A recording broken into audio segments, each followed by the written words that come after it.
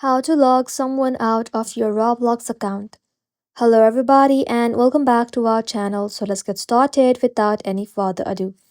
So for that, first of all, you want to go ahead and open Roblox application in your mobile device. Once you open the Roblox app, go ahead and log into your Roblox account. So once you're logged into your account, you want to go ahead and tap on the more icon at the bottom right corner.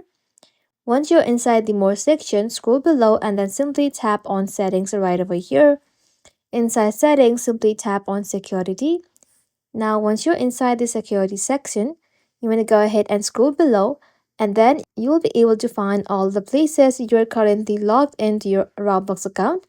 If you would like to delete one of them, simply tap onto it and then tap on log out of the session. But if in case you would like to log out from all devices, simply tap on log out of all session, and just like that, you'll then be able to log someone out of your Roblox account. So that is simply how you can do it, guys. Thank you all for watching the video till the very end, and stay tuned until our next upload.